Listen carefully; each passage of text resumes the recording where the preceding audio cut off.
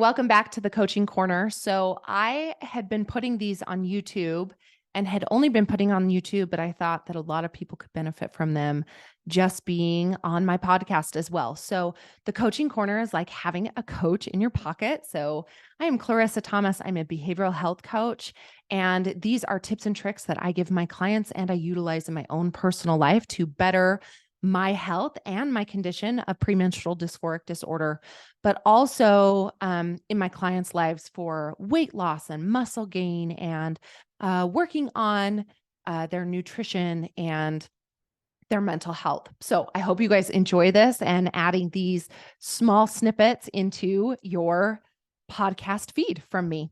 So today I'm going to talk about changing behaviors. It is really difficult to change our behaviors. Many barriers exist in both physical and mental paths of changing our behaviors. All individuals have their own composition of fear and education, environment, social settings, and time constraints that create different outcomes and building blocks for the same problems. Let's talk about different stages of changing behavior. So the first one is pre-contemplation. At this stage, somebody is not yet aware or is unwilling to accept that a change is needed. Okay, so they are likely to hang on to current behaviors because they haven't found any sort of inner motivation to change. Now, remember, I love that inner motivation part of that. But they may have pressure from others to change, right? I don't know if you guys know anybody that you have tried to change or tried to suggest that they change and they just have no desire to. The second phase of behavior change is contemplation. So the individual, the person, the client has started to become aware that, maybe it's time for a change, but they're struggling with the pros and cons. They're struggling with the how-tos. They don't really know the amount of effort to give, and they might be unwilling still to make that full commitment because that sacrifice seems so big, like the gap seems so big. So they're thinking about it, they're wondering about it. That's contemplation. The third is preparation. So this is where like serious consideration starts to take place, and that desire to change is starting to really push from motivation into action. You start thinking about what you can do to change. You might be struggling with knowing where to begin. That desire is there, but then we get pushed into action. We figure out the small steps that we need to make very first.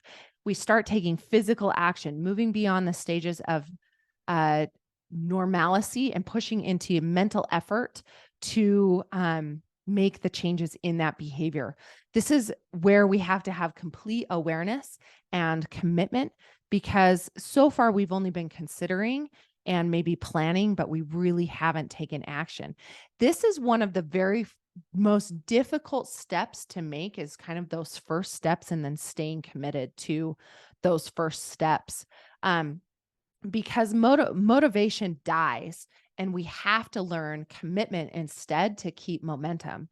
So we get motivation, but it dies, and then we will have ups and downs of little bits of motivation here and there. But that's why commitment's so important, because commitment is stationary and standard across the board. If you want to have behavior change, you have to have full commitment. It's not either or sometimes and not sometimes. We have to have that full commitment there. Now, I'm not saying we have to be 100% perfect, but we have to still be committed, or we wouldn't come back after we have those times of lapse within this behavior change. And then the final stage, because action takes the longest, it's the hardest to do, it's the longest to do.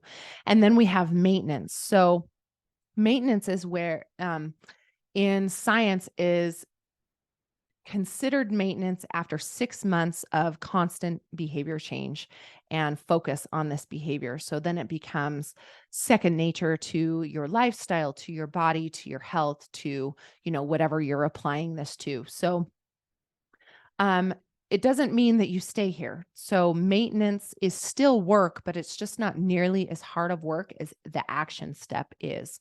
You still have to remain slightly focused, and There is always a risk of repeating old behaviors because at one point, old behaviors served a purpose and they don't anymore. And that's when we have that behavior change contemplation that we have that awareness that we need to change. So let's go over the 5 again, the 5 steps. We have pre-contemplation, so a complete unawareness or unwillingness to change. We have contemplation, where we start to wonder if how life would look and what it would look like if we did change or see a need to change. Then we have preparation. So we start thinking about the how, and there's a desire that starts to build and this fire that starts to build inside. So that pushes us toward action, which is our 4th step. And action is the longest and hardest, right? It requires commitment to keep momentum, and little by little, small things become big. And then finally, we have maintenance, where this new behavior has become second nature to us, but it still requires and will always require intentionality and mindfulness towards making those choices.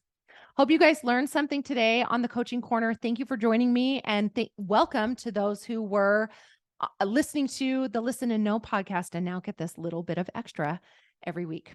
All right, guys, we'll see you next week.